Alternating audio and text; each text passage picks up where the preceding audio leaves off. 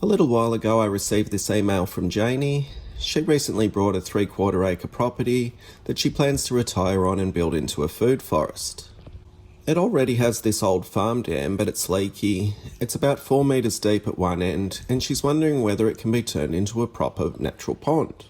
She'd like to use it to have fish for food, maybe some ducks and yabbies, and even swim in it one day.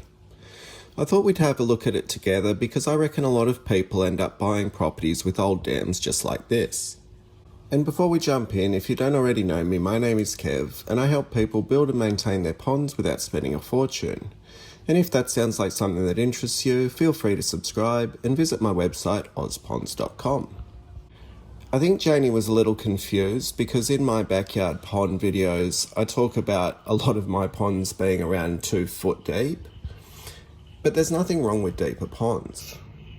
They actually have quite a few advantages. The first one's water volume. More water means more stable temperatures and more stable water chemistry.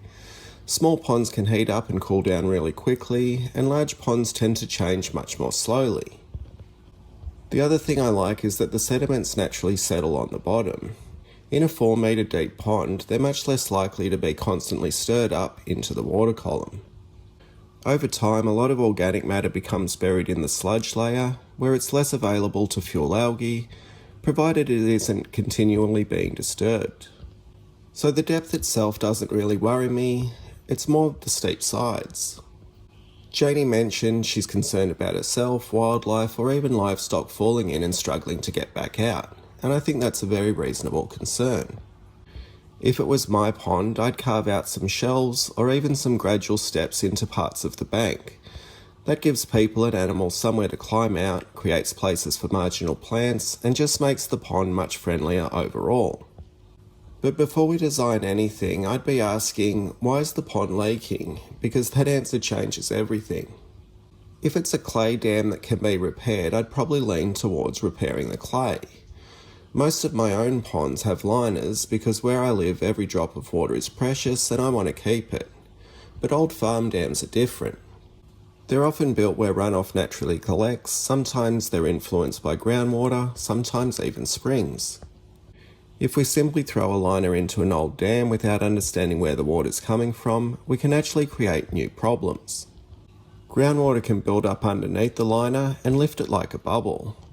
There are ways to deal with that, but on a pond this size and depth, they aren't always simple.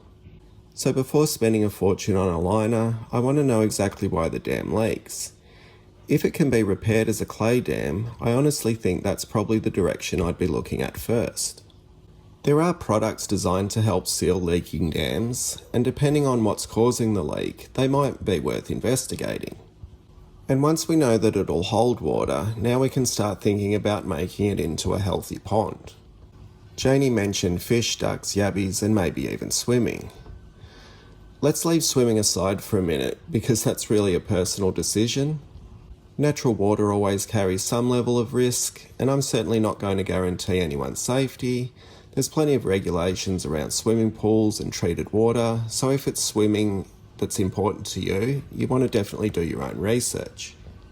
But regardless of whether you're swimming or not, the very first thing I'd install is aeration. I absolutely love aeration.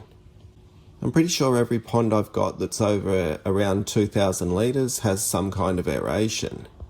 The beneficial aerobic bacteria that help break down organic waste love oxygen, and fish love oxygen as well.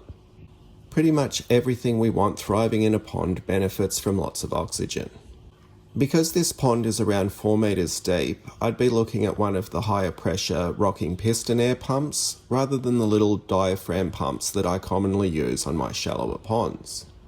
As those bubbles rise, they pull water up from the bottom, creating circulation through the whole pond. That helps move oxygen deeper into the water where it's needed. One thing I wouldn't do though is suddenly run the aerator 24 hours a day on an old pond.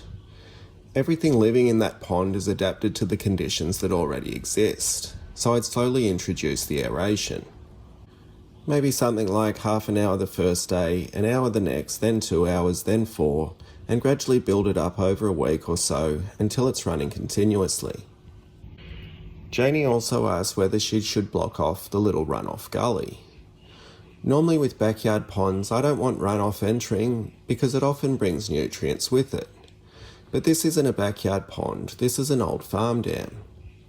Personally, if I was keeping it as a natural clay pond, I'd probably leave the runoff coming in, provided there wasn't anything nasty upstream like a septic system or contaminated water.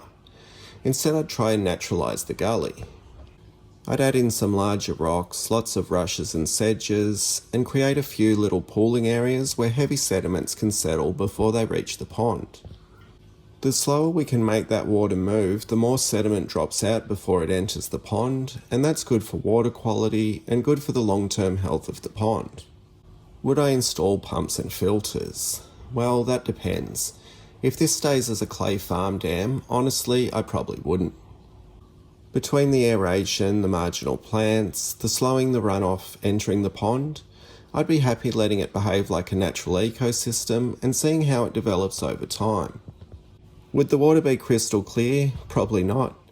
But I think it'd make a beautiful wildlife pond with fish, yabbies and ducks.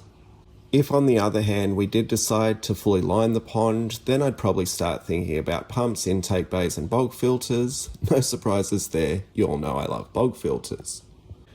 I'd place the bog somewhere above the pond so gravity can return the water. I'd place the intake bay down where the land naturally falls away. I also like having my overflow and my intake bay in roughly the same location because whenever a pond overflows, it's naturally drawing floating debris towards that point anyway. The intake bay simply helps collect it before it sinks. In regards to sizing of all these systems, Janie has the Ozponds blueprint, so if that's a path she wants to go down, she's got all that sorted. So if this was my project, I wouldn't rush into buying pumps or liners. I'd work out whether this old farm dam can realistically be repaired first. If it can, I'd work with what nature has already given me, and if it can't, then I'd start asking whether the money would be better spent building a brand new pond somewhere else on the property that's designed exactly how I want it from the very beginning. Sometimes the cheapest option is fixing what you've got, sometimes it isn't. And that's really the first decision I'd be making before spending a single dollar. If anyone else has an old farm dam that they've rehabilitated, let me know in the comments. Your stories and experiences help everyone that watches these videos. And if you want to share pictures, bring up content ideas for future videos, or use the system that I use on all my ponds, you can find more information at ozponds.com.